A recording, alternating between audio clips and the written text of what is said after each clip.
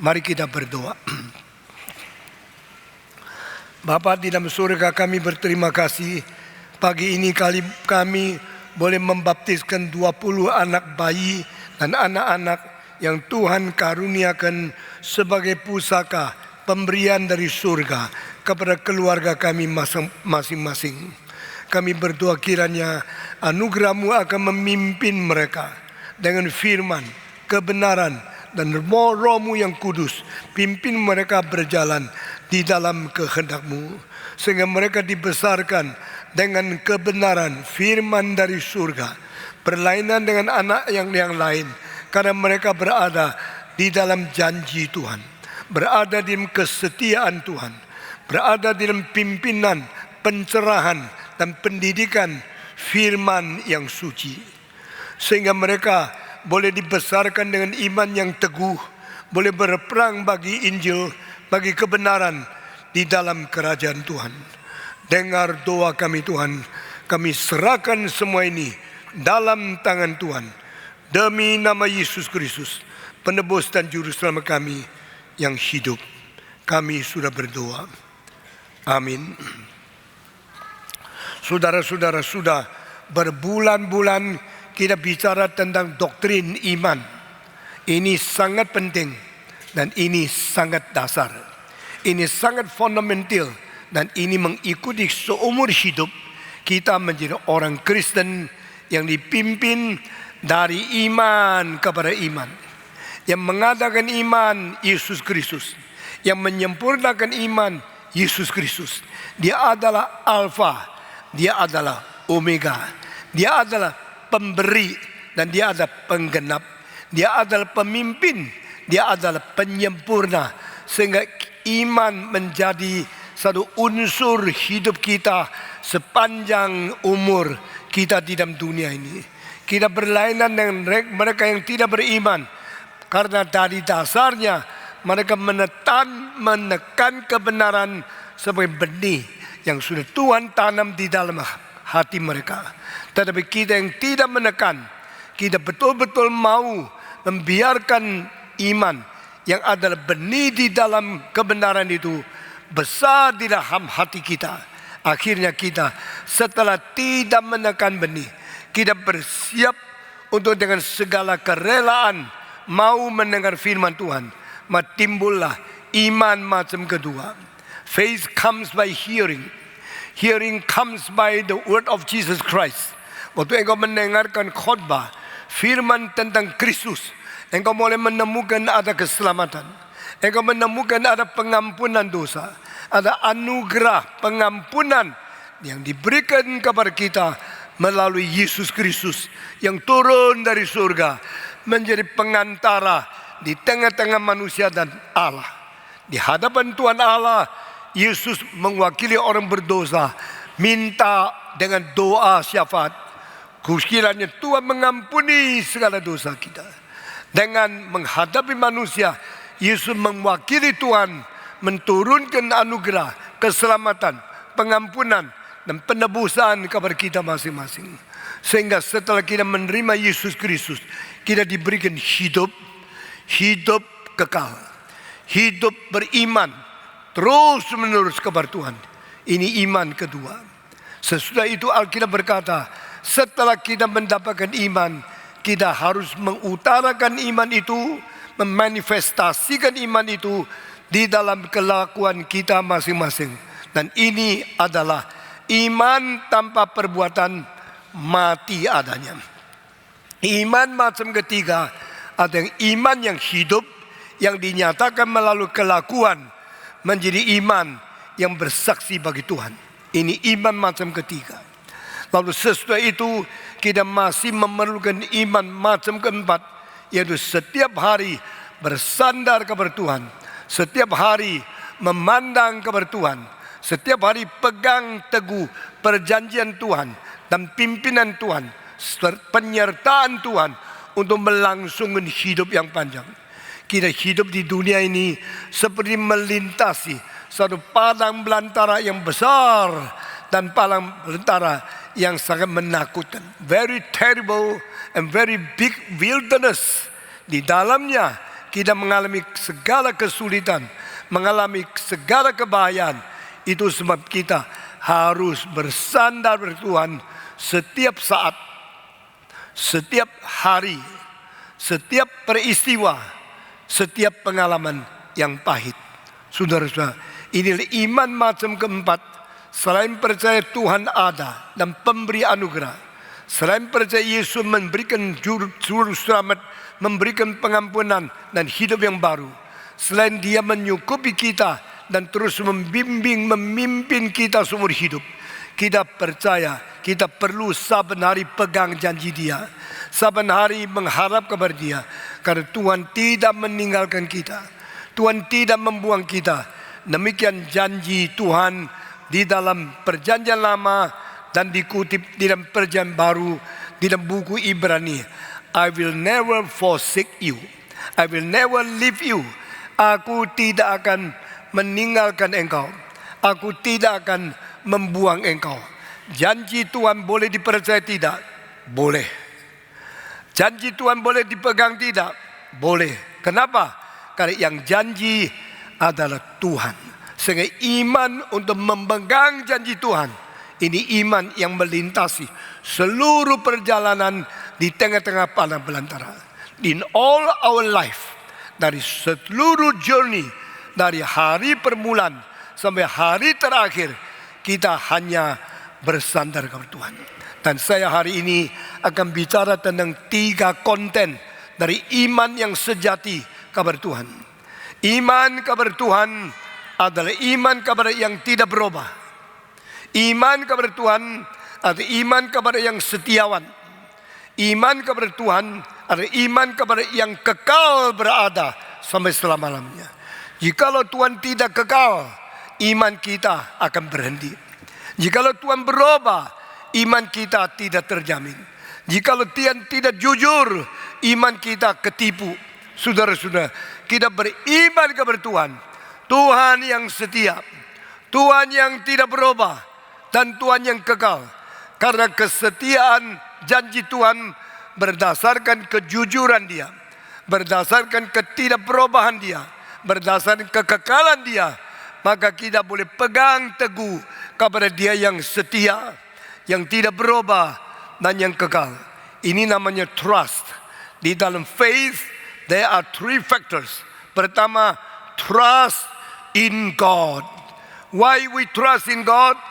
Is because our God is trustworthy forever and ever. Karena Tuhan kita adalah Tuhan yang patut diimani, diteguhkan di dalam percaya kita untuk selama-lamanya. If God is not trustworthy, we need not to trust in Him. Jikalau Tuhan tidak patut disandar, kita tidak perlu sandar kepada Dia. Karena Tuhan itu adalah Tuhan yang bisa disandar, bisa dipercaya, bisa dipegang untuk selama-lamanya. Maka kita pegang kepada Dia.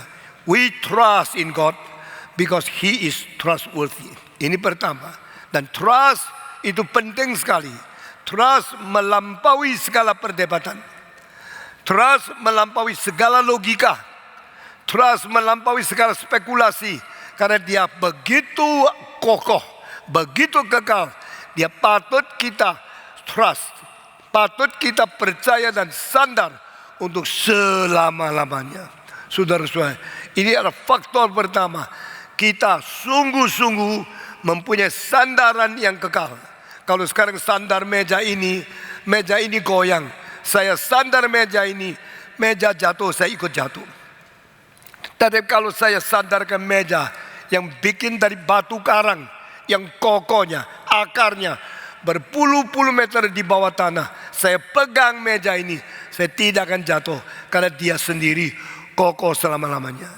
To trust in God just is the same. Sama waktu kita bersandar kepada Tuhan, kita bersandar kepada yang kokoh, yang kekal, yang tidak berubah, yang selama-lamanya jujur. Ini adalah faktor pertama, trust. Setelah trust, kita perlu belajar kenapa saya sandar kepada Tuhan. Kenapa saya beriman kepada Tuhan? Karena Tuhan adalah Tuhan yang tidak berubah. Karena Tuhan yang ada, Tuhan yang tidak mengingkar akan janjinya, bahkan tidak mengingkar akan kesetiaannya. Allah yang setia, setia sampai selama-lamanya. Allah yang kekal, kekal berada sampai selama-lamanya. Allah yang adil, adil sampai selama-lamanya. Semua pengetahuan tentang sifat ilahi, pengertian tentang moral, atribut daripada Tuhan membuat kita makin kuat, makin tahu kita tidak salah bersandar kepada Dia. Itu sebab pengetahuan tentang sifat Tuhan itu harus kita pelajari seumur hidup. Di antara semua gereja, gereja inilah yang selalu memberikan pelajaran daripada stream, Sekolah Teologi Reform Injili, Malang, Surabaya, Palembang, Jakarta. Setelah 4 kota ini diteluskan sampai 100, tiba 38 kota di seluruh Indonesia. Maka kita mengadakan kelas-kelas sekolah teologi reform Injili di kota-kota berbeda, supaya setiap kota orang Kristen reform menjadi orang Kristen yang mengerti. Mengerti lain sekali dengan yang tidak mengerti. Tidak mengerti bilang saya percaya. Kenapa percaya? Pokoknya percaya. Jadi percaya membabi buta. Percaya tanpa pertanggungjawaban intelek, tanpa jawaban dari logika, tanpa pertanggungjawaban dari pemikiran yang tuntas. Itulah banyak orang Kristen di dunia ini. Orang reform bukan demikian. Mengapa di dalam gereja reform engkau mendengarkan khotbah dengan begitu teliti, mendalam, begitu jelas dan begitu mendetail? Karena mau engkau menjadi orang yang mengerti. Augustinus berkata, credo un intelligas. Berkata, I believe in order to understand whom I believe. Saya percaya dan saya ingin mengetahui siapa yang ku percaya. Dengan iman menuntut pengetahuan, itu reform. Dengan iman mau cari pengertian kebenaran, ini reform. Reform people should always pursue the understanding and the deep understanding of the Word of God, also the guidance of God. Kita senantiasa harus terus menerus ingin mengetahui firman Tuhan dan pimpinan Tuhan di dalam hidup kita masing-masing. Dengan demikian kita menjadi orang percaya yang tidak adab, yang tidak berdasarkan kepada kekosongan, tapi berdasarkan kepada fondasi yang kuat. I want to understand whom I believe. I want to understand why I believe. I want to understand why, what is the reason I believe. Lalu bagaimana Dia memimpin aku, bagaimana Dia mengatur hidupku. Aku percaya dengan pengetahuan yang penuh, aku lega di dalam jiwanya. I will get peace in my heart and get rest in my spirit, because I know He is the one who lead me, who guide me with all the best wishes and all the best wisdom. Saudara-saudara, di dalam buku Nabi Yeremia ada satu ayat, Israel, dengarlah olehmu, aku Tuhanmu, segala sesuatu aku tetapkan bagimu berdasarkan kebajikanku. Allah tidak pernah memberikan sesuatu niat yang kurang baik untuk memimpin kita. Allah tidak pernah mempunyai motivasi yang jahat untuk memimpin anak-anaknya. Allah selalu dengan hati yang paling murni, dengan tujuan yang terbaik untuk memimpin anak-anaknya. Jikalau ada orang tua yang kadang-kadang tidak pakai hati yang baik memimpin anaknya, Tuhan tidak pernah demikian. Selalu pimpinannya, selangkah yang dipimpin di dalam hidup kita, semua dibubui dengan motivasi yang baik, dengan mercy, dengan goodness, dengan righteousness.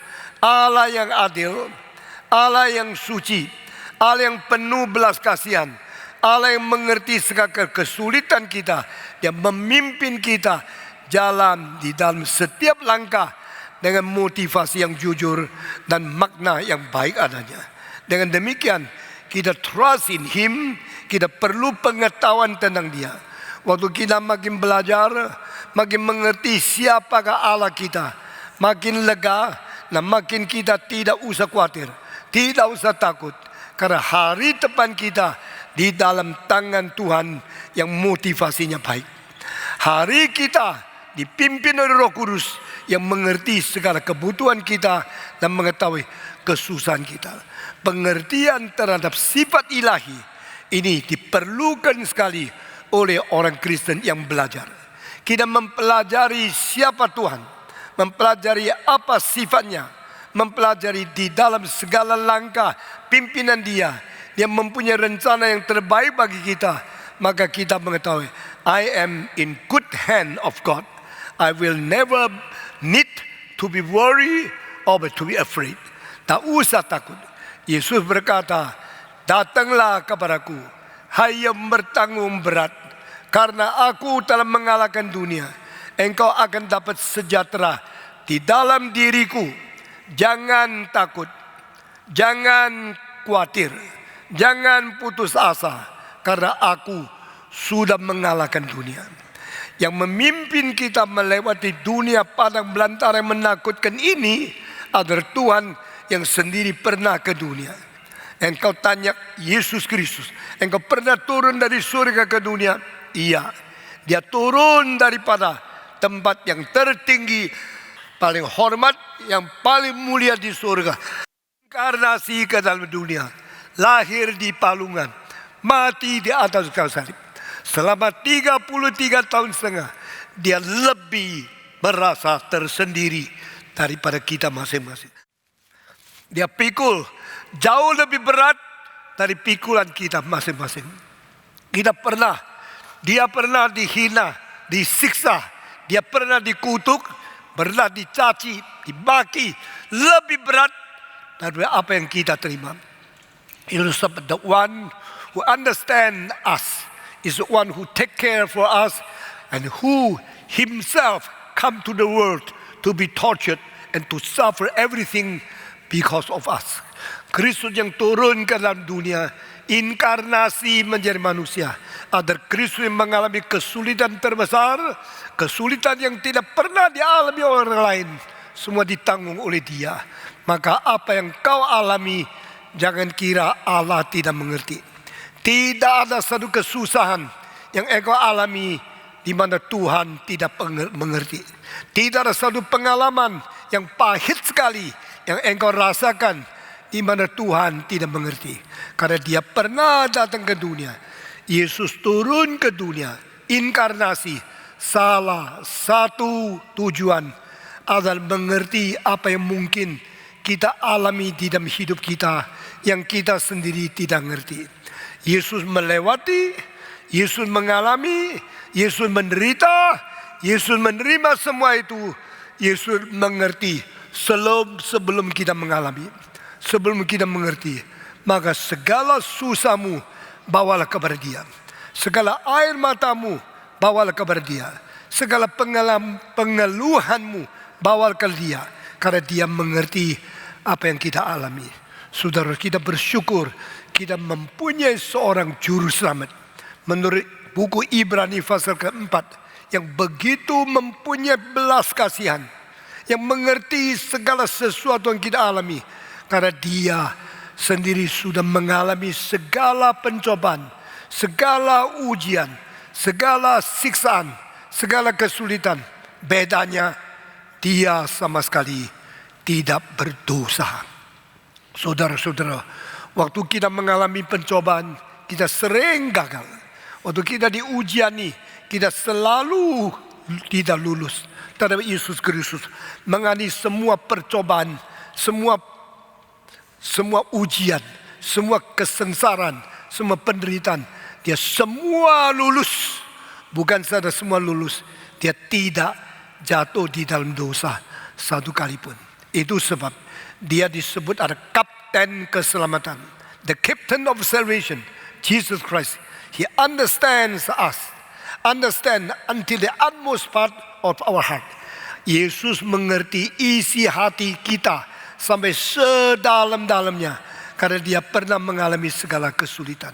Saudara-saudara, itu sebab orang Kristen mempunyai juru selamat yang bukan Allah yang dingin, yang bertakhta di atas surga untuk tunggu waktu menghakimi seluruh dunia. Dia adalah Tuhan yang pernah jelma menjadi manusia. Tuhan yang pernah turun liwat hidup di dunia 33 tahun setengah untuk mengerti engkau, mengerti saya, menjadi juru selamat yang penuh belas kasihan, penuh segala pengertian kepada kesulitan kita. Saudara-saudara, kita bersyukur kepada Tuhan Yesus yang penuh cinta kasih seperti ini.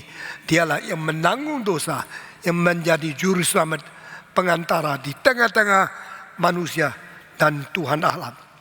Kita bersyukur kepada Tuhan, kita beriman kepada Dia karena kita pertama trust in Him. Kedua, we understand Him. What do we understand about Him? We understand He is the one who truly understands us. We understand His understanding is more than anyone else in the history of the world. He understands every detail, every difficulty, and everything we experience in our life. Karena pengertian semacam ini, sehingga kita makin bangga, kita makin berani, makin menjadi orang Kristen yang terus mengikut Dia, beriman kepada Dia. Ini kedua. Jadi trust itu faktor pertama, understanding faktor kedua. Kalau kita sudah trust dan kita understand whom we are trusting to, kalau kita mempunyai dua-dua ini, maka kita gampang mengikut Tuhan. Karena Tuhan adalah Tuhan yang boleh kita sandar dan Tuhan yang kita mengerti kenapa kita bersandar kepada Dia.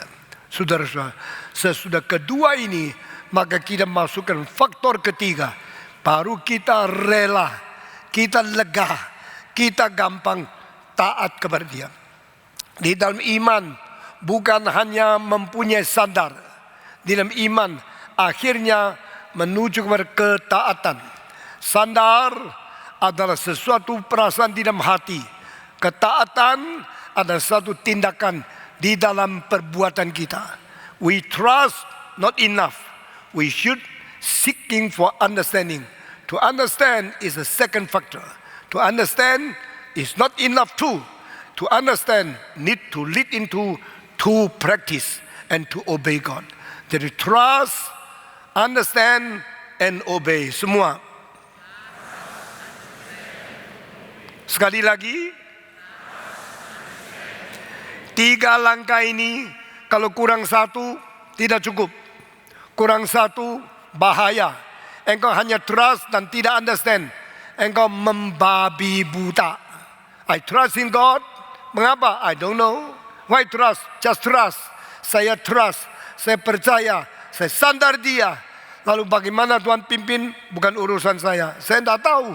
Ini membabi buta. Ini sangat bahaya. Kita harus mempunyai pengertian. Pelajari kenapa begitu. Tuhan sifatnya apa? Rencana bagaimana? Bagaimana terhadap saya? Motivasinya, caranya, tujuannya, pimpinannya, langkahnya. The more you understand, more stable your faith will be. Makin mengerti, makin stabil imanmu. Makin mengerti, makin lega jiwamu. Engkau trust in Him and you get the rest in Him. Banyak orang yang sudah percaya kepada Tuhan tidak menikmati kesejahteraan dari Tuhan. Sudah percaya kepada Tuhan, tidak ada perdamaian di dalam Tuhan. You already believe in Him, but you never enjoy the peace in Him. You already trust God, but you never release yourself to have the peace and the rest in Him. Saudara-saudara, the rest in the Lord is very important. Di dalam satu lagu yang ditulis oleh Mendelssohn, di dalam Elijah, lagu itu dianggap satu lagu yang paling mentenangkan jiwa manusia. The rest in the Lord, na na la di dam dam, na la la di da la la la dam dam, dim dam dam da di dam di dim. Lagu ini saking indahnya sampai Mendelssohn hampir tidak mau masukkan ke dalam wilayah. Dia mengatakan, dah tentu orang menikmati ini, lagu terindah, The Rest in the Lord, itu akhirnya baru diputuskan masuk. Setelah diatur seluruh lagu wilayah, ini menjadi satu lagu yang menikmati kedamaian yang datang dari Tuhan Yesus. Saudara-saudara percaya Tuhan? Sudah. Ada damai? Belum ada. Kenapa? Engkau belum mengerti siapa yang memimpin kamu. Sifat dia, sifat yang bagaimana. Motivasi, tujuan memimpin untuk apa. Kalau engkau makin mengerti, makin pelajari sifat Tuhan dengan jelas, engkau makin tenang mengikuti dia. Ada orang tidak berani percaya kepada supirnya, karena supirnya meskipun bisa mengemudi, tapi tidak memberikan jaminan keamanan. Terlalu cepat, sehingga sambil naik taksi, sambil hatinya terus pikir bahaya tidak. Banyak orang percaya kepada Tuhan juga begini. Percaya? Percaya. Sudah tenang? Belum. Sudah trust? Sudah. Sudah rest? No. Kurang beriman, kurang berpengetahuan, dan kurang menikmati sejahtera, sentosa, dan perdamaian dari Tuhan. Kita perlu banyak belajar. The more we experience the trustworthiness of our God, the more you experience and enjoy the peace in Him. Makin engkau mengerti bagaimana Tuhan bisa dipercaya, Tuhan bisa diandalkan, makin mengerti itu, makin membuat engkau tenang di dalam mengikut Tuhan. Kita sekarang banyak orang mengikut di dalam keraguan, mengikut di dalam ketidaksejahteraan, mengikut di dalam kepikiran-pikiran yang sangat curiga. Mungkinkah Tuhan pimpin kita? Saudara-saudara, itu sebab banyak orang sudah percaya, sudah menikmati kesejahteraan, belum. Saya kira banyak orang Kristen mempunyai pengalaman ketidakseimbangan antara bersandar sama menikmati kesejahteraan. Karena engkau mengetahui imanmu makin lemah, imanmu bergoncang, imanmu penuh dengan keraguan, karena engkau belum sepenuhnya mengerti siapa Tuhan yang memimpin engkau. Saudara-saudara, sekarang saya masukkan poin yang ketiga. Poin pertama, trust. Poin kedua, understand. Poin ketiga apa? Obey. Bagaimanakah kita bisa taat kepada seorang yang tidak percaya? Ini susah bukan? Kalau sudah percaya tapi kurang mengerti, mengakibatkan sulit taat. Saudara-saudara, banyak anak muda rasa harus melayani Tuhan, harus mengabarkan Injil, harus menjadi pendeta, tapi suruh dia, ayo sekarang masuk sekolah teologi. Dia tidak mau, karena gajinya besar, karena pekerjaannya lagi maju. Dia 1 bulan bisa untung 100 juta. You suruh dia berhenti masuk sekolah teologi, dia mau makan apa? Dia dari mana dapat uang? Dari mana membesarkan anak-anaknya? Ini sangat tidak gampang. Itu sebab saya berkata, jikalau ada orang yang mampu bekerja, boleh mendapat uang yang banyak, tapi letakkan semua itu, lalu mau menjadi hamba Tuhan, bagaimanapun saya menghormati dia. Di sekolah kita ada salah satu orang yang ada akuntan yang terpenting di Hong Kong. Jutaan dolar setiap tahun dia lepas. Dia tidak mau lagi menjadi orang yang cari uang banyak. Dan dia datang ke sini, tidak ada honor, tidak ada gaji, maka mesti bayar uang untuk sekolah teologi. Istrinya juga melepaskan pekerjaan. Waktu itu saya tanya, engkau mengapa mau pergi sekolah teologi? Dia menjawab, karena saya jelas panggilan Tuhan. Dengar panggilan? Dengar. Percaya kepada Tuhan? Percaya. Mengerti? Mengerti. Tapi waktu obey, itu tidak gampang. Waktu mau taat, mesti tinggalkan segala sesuatu. Iman bukan hanya di dalam kognitif. Iman bukan hanya di dalam kemauan. Iman harus di dalam pentaklukan diri untuk taati firman Tuhan. Waktu Abraham beriman kepada Tuhan, dia diberikan pembenaran oleh Tuhan. Because Abraham believed in God, it is counted to to be a righteous man. Dibenarkan oleh Tuhan. Tapi tidak lama kemudian Tuhan mengatakan, Abraham, tinggalkan kotamu, tinggalkan bangsamu, tinggalkan negerimu, tinggalkan tanah kelahiranmu, pergi ikut saya. Abraham tanya, pergi kemana? Saya tidak kasih tahu engkau sekarang. Engkau pergi ke tempat yang saya tunjukkan. Kapan tunjukkan? Saya tidak beritahu juga. Sekarang pergi. Taunya pergi. Taunya taat. Tapi dia tidak tahu pergi kemana. Ini tidak gampang.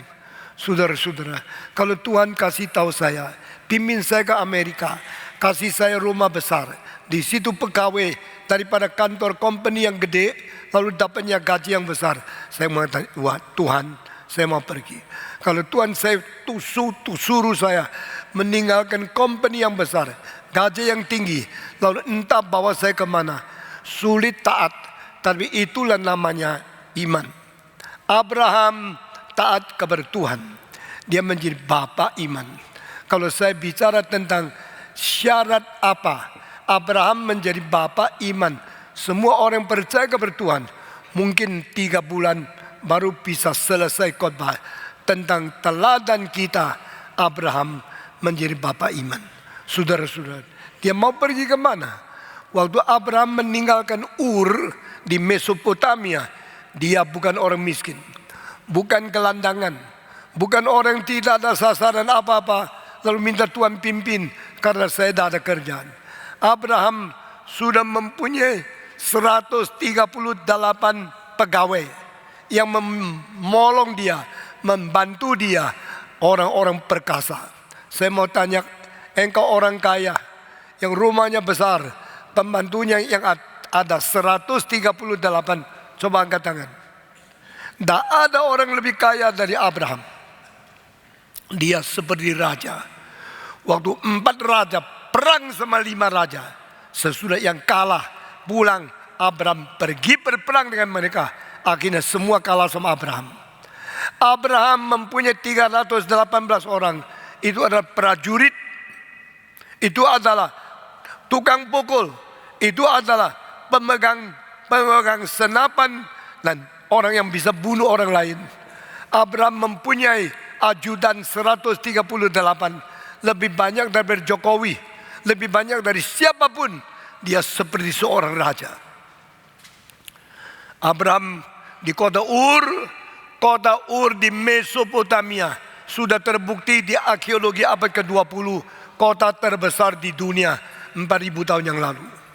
Waktu itu di Ur kira-kira ratusan ribu penduduk. Sama sekarang di satu tempat misalnya Karawaci, atau misalnya di kota-kota yang agak kecil, ratusan ribu. 4000 tahun yang lalu Ur mempunyai penduduk sebanyak itu. Dan Ur mempunyai orang yang kaya sekali. Arkeologi dari Inggris abad ke-20 menggali, menemukan rumah paling besar di kota Ur adalah 165 kamar. Dengar ya, satu rumah ada 156 kamar, terjadi 4000 tahun yang lalu. Dan Abraham di kota Ur, Abraham punya 138 ajudan yang berperang bagi dia. Abraham paling sedikit mempunyai 100 kamar, baru bisa menampung orang begitu banyak di dalam rumahnya. Kita jangan kira Abraham tinggal di tenda. Tinggal di tenda, setelah dia panggil oleh Tuhan keluar dari Ur, dia bilang, iya saya mau keluar. Jadi orang percaya kepada Tuhan bukan ngomong tok, bukan pikir saja, bukan kognitif, bukan pengakuan dari confession. Faith is more than confession. Faith is to trust, to understand, and to obey God. To trust itu lebih dari confession. To understand bagian dari confession. To obey is the real deed, the real obedience to the God. Saudara-saudara, dengan demikian iman mengandung ketiga unsur ini: sadar, mengerti, dan mentaati. Trust, understand, and obey. Sekali lagi, Waktu Tuhan mengatakan Abraham pergi dari Ur, kalau dia tanya, lalu saya kemana? Saya tidak kasih tahu. Sekarang obey. Lalu Abraham bagaimana keluar dari Ur, dan 138 orang itu tidak melawan dia kah? Akhirnya semua ikut. Lalu mereka tanya Abraham, engkau bawa kami keluar dari Ur, rumah ditinggal, kita akan kemana? Abraham menjawab, saya tidak tahu. Kenapa tidak tahu tapi bawa kita? Karena Tuhan tidak kasih tahu saya. Tuhan cuma kasih tahu saya harus pergi, saya harus taat. Lalu mereka semua taat Abraham, keluar dari Ur menuju ke pertanian yang tidak mau, tidak tahu akan di mana. Itu namanya taat. Tidak gampang orang mau taat Tuhan. Orang mau taat Tuhan kecuali dia memang tidak ada apa-apa, nothing to lose. Ikut Tuhan itu gampang. Tapi Abraham bukan nothing. Dia ada rumah, dia ada sawah, dia ada harta, dia ada semua yang dimiliki oleh orang kaya. Dan dia mempunyai ajudan 138 orang. Semua harus taat, semua ikut dia, karena dia ikut Tuhan. Ini ketiga, obey. Di dalam nyanyian orang Kristen ada satu lagu yang sangat terkenal, dinyanyikan oleh orang Anglican, dinyanyikan oleh orang Methodist, dinyanyikan oleh orang Presbyterian, dinyanyikan oleh orang Lutheran. Lagunya adalah Trust and Obey, because this is the way. Other than this, there's no way to please our God. Selain iman dan taat, tidak ada hal yang menyenangkan Tuhan. Lagu itu terkenal dinyanyikan di Amerika, di Eropa, di Australia, di Afrika, di Latin Amerika, di Asia. Tapi setiap kali saya nyanyi lagu itu, saya geleng kepala. Lagu ini kurang lengkap. Karena lagu itu bicara trust and obey. Kekurang yang di tengah apa itu? Understand. Trust but don't understand. That is a blind faith. Orang yang beriman kepada Tuhan tapi tidak mengerti apa-apa, itu iman buta. Sama seperti orang berjalan terus tapi ditutup matanya. Dia bagaimana berjalan, bergerak, dia setiap saat berada dalam kebahayaan. Dia bisa tabrak mobil, dia bisa jatuh ke jurang, dia bisa kepepet ke tembok, dia bisa tabrak orang lain. Karena dia jalan tapi matanya buta. Inilah faith in blindness. Saudara-saudara, kita tidak perlu blind. Kita harus bukan blind, bukan black, bukan blur, tapi blink. Mata harus celik melihat pimpinan Tuhan bagaimana. Itu sebab pengertian membuat iman kita tidak buta. Semua ikut 1, 2, 3. Pengertian membuat iman kita tidak buta. Kenapa gereja ini terus undang profesor-profesor datang? Engkau sudah beku, engkau sudah begitu tidak ada perasaan lagi. Profesor apa datang, engkau tidak mau dengar. Saudara tahu undang profesor itu tiketnya ribuan dolar? Tidak. Saudara tahu tidak? Kita harus kasih dia honor, kasih dia hotel. Saudara kira gampang undang seorang profesor dari Westminster atau daripada London atau dari Prancis mengajar di Jakarta? Coba suruh gereja lain undang, mereka tidak tentu mau datang. Tapi gereja Reform sudah diakui kita mengenal kebenaran dan kita mempelajari akan firman Tuhan sangat tuntas. Itu sebab kalau Stephen Tong mengundang, Lilbeck mau datang, orang-orang penting mau datang, karena mereka mengetahui kita bukan gereja sembarangan, tetapi gereja kita sendiri tidak memperhatikan berapa banyak korban yang dibayar, berapa banyak harga yang ditempuh. Engkau cuma tahunya, saya tidak ada waktu, saya tidak bisa datang. Saudara terlalu banyak mengampuni diri sehingga engkau mempunyai percaya tapi tidak mempunyai pengertian. Coba tanya di Jakarta, ribuan gereja, di mana gereja ada stres. Sekolah teologi Reform Injili untuk mendidik anggotanya, untuk memberi pengertian teologis secara satu topik per topik, mengenai doktrin Allah, doktrin Alkitab, doktrin kitab suci, doktrin kristologi, doktrin pneumatologi, untuk membuat pengertian lebih tambah daripada orang Kristen. Tidak ada gereja seperti gereja ini. Engkau diberi pelajaran doktrin, engkau diberi pementasan musik yang besar, engkau diberikan museum yang paling baik. Semua dikerjakan. Sekarang dimulai lagi Universitas Calvin, yang perlu kita doa, kita dukung dengan doa, dengan lutut, dengan keuangan, terus menerus, supaya pekerjaan Tuhan di dunia ini tidak dilantar. Saudara-saudara, mari kita menjadi orang dewasa, menjadi orang berpikiran matang, dan orang yang bertanggung jawab. Gereja yang tidak bertanggung jawab tidak pernah mau dirikan sesuatu sekolah universitas. Kalau mereka dirikan sekolah kindergarten karena cari gampang murid, gampang cari guru, dan gampang cari uang. Kalau mereka dirikan sekolah SMP, SMA, masih tidak terlalu sulit cari guru, cari murid. Tapi dirikan universitas, itu gurunya harus lulusan daripada S2, baru bisa mengajar L1. Apalagi pendidikan di Indonesia makin ketat, ini makin sulit. Tapi pada waktu Indonesia sudah mencapai sesuatu keketatan yang sangat tinggi, kita mulai universitas, kita mulai perguruan tinggi. Ini tanggung jawab yang berat sekali. Gereja yang tidak bertanggung jawab, gereja yang tidak mempunyai visi seperti ini, mereka cari tempat, panggil orang pengkhotbah yang terkenal, lalu kumpulkan orang, langsung kumpulkan uang. Itu tidak usah modal, dapat bunga. Gereja yang tidak beres, motivasinya hanya adalah uang. Itu gereja yang paling tidak bertanggung jawab. Saudara-saudara, lebih gampang mana bikin gereja yang hanya cari uang, sama bikin gereja yang harus terus tekor uang. Tidak gampang mendirikan gereja reform yang begitu banyak aktivitas yang kita lakukan dengan nombok uang terus.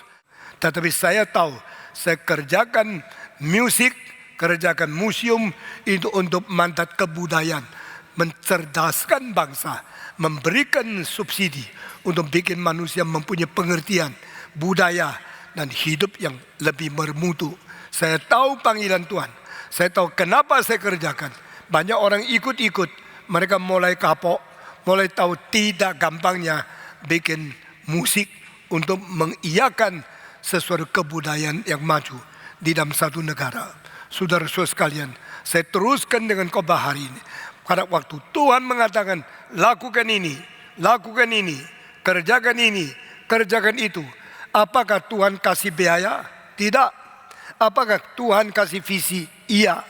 Setelah Tuhan kasih visi, kita melihat, kita mengatakan ini harus dikerjakan. Tapi waktu itu tidak ada uang, bagaimana? Itu perlu iman. Dan iman kalau dari Tuhan, maka Tuhan tidak memberi iman kepada setiap orang. Bukan setiap orang boleh mengerjakan hal yang menakutkan, besar resikonya. Itu sebab minggu depan saya akan bicara tentang iman pelayanan. Iman macam lain lagi. Iman bersandar kepada Tuhan. Dan di dalam hari ini kusur 3 konten. Faktor bersandar, trust. Faktor mengerti, understanding. Dan faktor obey, yaitu taat kepada Tuhan. Kalau mempunyai tiga ini, baru imanmu iman yang sempurna. Hanya mempunyai faktor sandar dan tidak mengerti, itu membabi buta.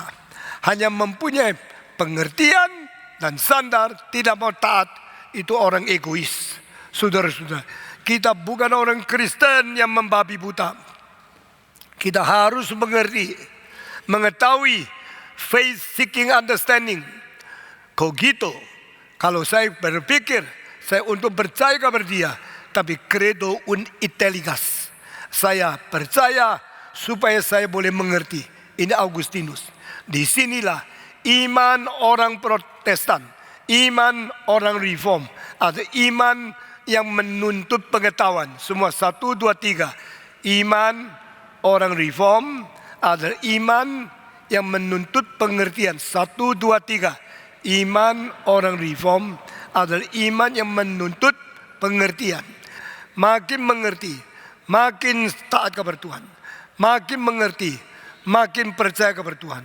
Iman dan pengetahuan saling bertumbuh dan akhirnya menjadi kelakuan yang menunjukkan ketaat kepada Tuhan. Faith contains, pertama trust, kedua understanding, dan ketiga obedience. Obey kepada Tuhan. Semua yang saya tahu, semua saya yang percaya menjadi kelakuan sehari-hari. Saya taat kepada Tuhan. 3 ini tidak boleh kurang satu. Pertama, trust. Kedua, understanding. Ketiga, obey. Sekarang saya akan menjadi contoh, memberikan kepada engkau apa hubungan ketiga hal ini di dalam iman kepercayaan yang utuh. Dan sekarang saya minta Ivan Kristiono naik ke atas. Sekarang saya minta Ivan menjadi contoh. Saya akan membungkus matanya dengan sapu tangan yang bersih. Sini dekat saya. Yuk jauh saya tidak bisa kerjain. Dan saya sekarang ikat. Nah, kepalanya tidak terlalu besar, sehingga sapu tangannya cukup. Saya mengikat kepalanya, menutup matanya, sehingga dia tidak bisa lihat. Ivan masih bisa lihat? Tidak bisa lihat. Jujur ya. Tidak boleh ngintip ya. Nah, dia sekarang mata tertutup dan dia sama sekali tidak lihat. Saudara-saudara, setelah saya menutup matanya, mengikat matanya dengan sapu tangan, dia sama sekali tidak lihat. Ini berapa? Tidak tahu. Ini. Nah, berarti dia sungguh-sungguh tidak lihat. Oke, sekarang ikut saya. Sekarang saya adalah pendetamu. Saya namanya Stephen Tong. Saya hamba Tuhan. Saya tidak akan menipu kamu. Dan saya tidak akan mengkerjai kamu. Saya akan memimpin kamu. Engkau percaya kepada saya enggak? Percaya. Kenapa percaya kepada saya? Karena sudah kenal lama dan tidak berbohong. Sudah kenal lama dan tidak pernah dibohong. Ini kalimat dia ya. Ivan kenal saya sudah berapa tahun? Dari 95, Pak. Dari 95, sudah 23 tahun. Pernah saya tipu kamu? Tidak pernah. Pernah saya sembarangan menghadapi kamu? Tidak pernah. Karena karakter Stephen Tong selama 23 tahun sudah menjadi bukti boleh trust kepada saya. Kita kepada Tuhan juga begini. Suruh percaya Tuhan. Kenapa percaya Tuhan? Ya sebab baik. Baik apa? Tetapi kalau engkau ikut Tuhan 23 tahun, berdoa kepada dia, bersandar kepada dia, pelan-pelan pengertian tentang sifat Tuhan itu akan menteguhkan imanmu, boleh trust in Him. Dan sekarang dia, ini contoh kecil ya, dia trust in me. Ya, dia percaya kepada saya. Jadi engkau sungguh-sungguh sandar saya, mau percaya. Siapa tahu dulu dah bohong, hari ini bohong. Mungkin kan? Mungkin manusia bisa berubah kan? Tapi kira-kira enggak lah. Masa patung makin tua makin bohong. Ya, patung sudah hamba Tuhan lama, mungkin tidak begini. Trust. Lalu saya bilang, silakan maju 2 langkah. Berhenti.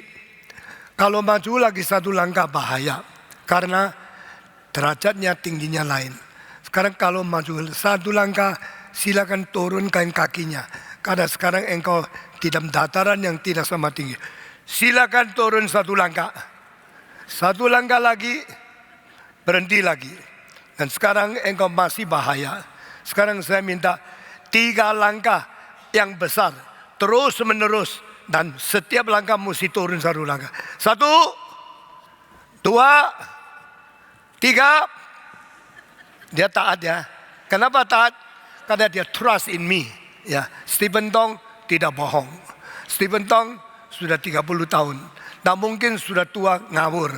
Ya, saya percaya Stephen Tong bisa dipercaya. Oke, saya sekarang tidak pegang tanganmu. Engkau berdiri sendiri. Pada waktu engkau trust in God, kadang-kadang Tuhan lepas tangan dan kita mesti sendiri.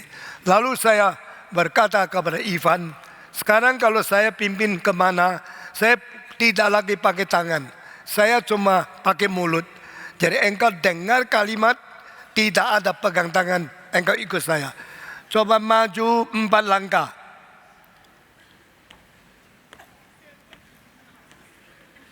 Coba putar ke kanan. Dan dia semua ikut, bukan ikut tangan saya yang pimpinnya, ikut mulut yang berkata. Nah, inilah kamu. Kamu jadi orang Kristen akhirnya ikut Tuhan dengan apa? Dengan firman. Jadi pengkhotbah kalau tidak memimpin dengan firman, cilaka gerejanya. Pengkhotbah bukan pintar ngomong, orang semua senang. Memimpin dengan firman supaya anggota mengikuti perkataan dari surga. Nah, saya mengatakan, Ivan, coba maju lagi 2 langkah. Berhenti. Coba mundur 8 langkah. Dia tidak lihat loh. Coba putar ke kiri. Maju lagi 3 langkah. Berhenti lagi. Putar ke kiri lagi. Maju lagi 1 langkah. Putar ke kanan lagi. Sekarang mundur lagi 1 langkah. Di belakangmu ada sebuah kursi. Nah, kursi ini sangat kuat. Saya sudah coba. Saya tidak tipu kamu ya. Engkau duduk langsung bisa ditahan oleh kursi. Tak mungkin jatuh. Percaya tidak? Kenapa percaya? Ya karena Pak Tong bilang begitu. Karena Pak Tong bilang begitu. Karena Pak Tong tidak bohong. Karena saya sudah kenal 23 tahun. Ini semua yang langkah sekarang persis dengan khotbah tadi. Ya, sudah tahu? Trust and understand and obey. Compose 3 things that become the true faith. You have faith in God, you should trust in Him. You trust in Him because you understand Him. And after you understand Him, you obey Him. Ini iman Kristen saya bikin hidup menjadi sesuatu alat peraga. Pendetamu Ivan Kristiono sekarang dalam menyatakan iman sejarah. Silakan duduk. Kenapa ketawa kamu? Kenapa engkau ketawa? Karena engkau takut dia jatuh kan? Tentu akhirnya tidak jatuh. Waktu dia tidak jatuh karena dia duduk, waktu itu dia tidak ada ragu-ragu. Tidak ada diskusi. Tidak ada kesulitan. Dia langsung duduk. Inilah iman sejati. Iman sejati bukan seperti orang, masa ya? Tadi katanya ada kursi, coba tendang dulu. Ada enggak? Atau pegang dulu. Sudah ada. Nah, baru tutup. Nah, ini banyak orang Kristen. Kalau tidak ada pegangan, tidak mau percaya. Kalau tidak ada perasaan, tidak mau percaya. Percaya berdasarkan perasaan, bahaya. Percaya berdasarkan pegangan, bahaya. Saudara-saudara, saya sulit menemukan alat peraga lebih baik daripada panggil seorang namanya Ivan Kristiono untuk duduk di sini. Saudara-saudara, coba waktu dia tadi duduk, bagaimana? Dia tadi duduk, maju 2 langkah. Dia mata tutup, langsung duduk. Waktu langsung duduk, kalau belakang tidak ada kursi, dia langsung jatuh. Pantat dan syaraf pantat kena tabrak, bisa mata buta. Itu bahaya sekali.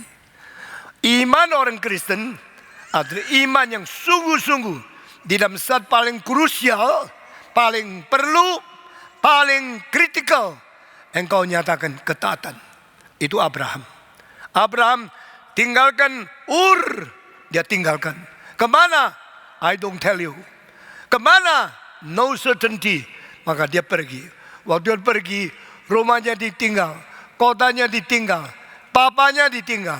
Akhirnya orang yang beriman sungguh-sungguh, bukan saja dia meninggalkan papanya, papanya tidak mau pergi dari dia, mengikut dia. Coba baca Alkitab. Abraham untuk 75 umurnya, dia keluar dari Ur, pergi Haram. Papanya ikut dia. Karena apa? Dia punya iman besarnya sampai mempengaruhi orang tua. Engkau yang menjadi orang Kristen, suruh papa jadi Kristen, dah gampang. Papa suruh anak jadi Kristen, lebih gampang.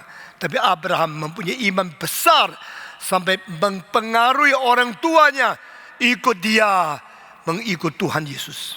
Saudara-saudara, iman yang sejati ada trust plus understanding and show in your obedience, your submittance.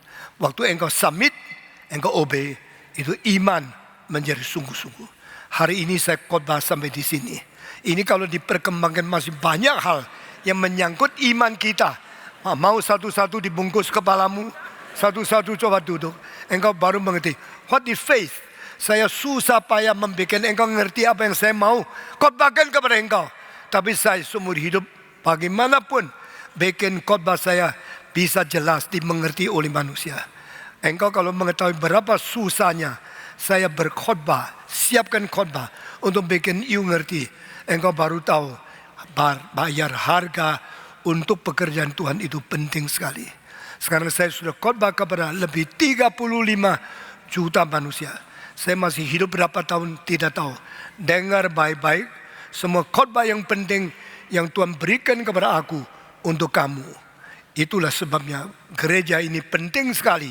Kalau engkau semua mengerti firman yang dikhotbahkan dan engkau jalankan, engkau taat, itu akan memuliakan Tuhan. Saya seumur hidup setiap langkah taat kepada Tuhan, taat kepada Tuhan. Langkah terakhir membuat universitas, tidak ada uang, tidak ada izin. Orang bilang, Stephen Tong, engkau perlu membeli izin kira-kira 10 miliar. Saya mengatakan di dalam hati, setan nyalah kamu. Saya percaya Tuhan akan kasih izin, tidak pakai uang.